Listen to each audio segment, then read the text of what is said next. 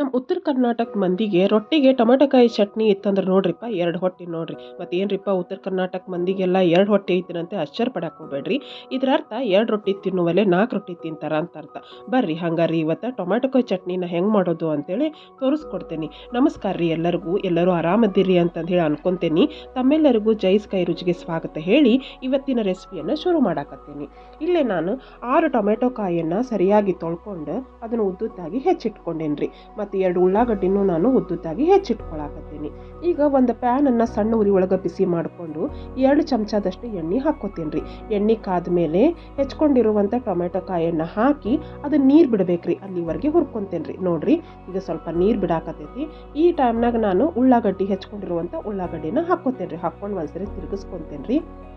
ಇದಕ್ಕೆ ನಾನು 3 ಹಸಿ ಮೆಣಸಿನ್ಕಾಯಿ, 6-8 ಬೆಳ್ಳುಳ್ಳಿ ಕಾಳು, ಸ್ವಲ್ಪ ಕರಿಬೇವಿನ ಸೊಪ್ಪು, ಒಂದು ಸಣ್ಣ ಚಮಚದಷ್ಟು ಜೀರಿಗೆ ಮತ್ತು ಒಂದು ಸ್ವಲ್ಪ ಹಿಂಗೆ ಹಾಕ್ಕೊಂಡು ಸರಿ ತನಕ ಹುರ್ಕೋತೇನೆ ರೀ. ಇಲ್ಲೇ ಹೆಂಗೆ ಹುರ್ಕೋಬೇಕಂದ್ರೆ ಇದು ನೀರಿನ ಅಂಶ ಎಲ್ಲ ಪೂರ್ತಿ ಹೋಗ್ಬೇಕ್ರಿ. ಪೂರ್ತಿ ಹೋಗಿ ಒಣ ಆಗ್ಬೇಕ್ರಿ. ಅಲ್ಲಿವರೆಗೆ ನಾವು ಇದನ್ನು ಹುರ್ಕೋಬೇಕಾಕೈತ್ರಿ. ಪೂರ್ತಿ ಒಣ ಆಗ್ಬೇಕ್ರಿ. ನೀರಿನ ಅಂಶ ಒಟ್ಟ ಇರಬಾರ್ದ್ರಿ. ಹಂಗೆ ಹುರ್ಕೋಬೇಕ್ರಿ ನೀವು. ನೋಡ್ರಿ ಈಗ ನೀರಿನ ಅಂಶ ಎಲ್ಲ ಹೋಗೈತಿ, ಪೂರ್ತಿ ಒಣದಾಗೈತಿ ನೋಡ್ರಿ. ಈಗ ನಾನಿಲ್ಲೇ ಗ್ಯಾಸ್ ಆರಿಸ್ಕೊತೇನೆ ರೀ. ಮತ್ತು ಇದನ್ನು ಪೂರ್ತಿ ತಣ್ಣಗಾಗಕ್ಕೆ ಬಿಡ್ತೇನೆ ರೀ. ಇದು ಪೂರ್ತಿ ತಣ್ಣಗಾದ್ಮೇಲೆ ನಾವೊಂದು ಮಿಕ್ಸಿ ಜಾರಿಗೆ ಹಾಕ್ಕೋತೇನೆ ರೀ.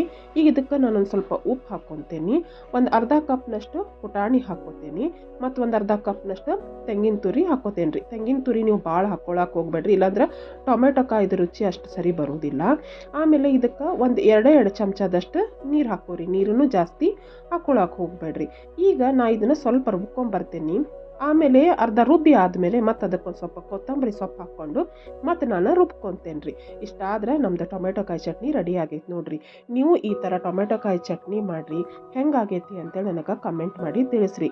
ಮತ್ತು ಲೈಕ್ ಮಾಡೋದನ್ನು ಮರೆಯೋಕ್ಕೆ ಹೋಗಬೇಡ್ರಿ. ನೋಡ್ರಿ ಇಷ್ಟೊತ್ತನ ನೀವು ತಾಳ್ಮೆಯಿಂದ ನನ್ನ ವಿಡಿಯೋ ನೋಡಿರಿ.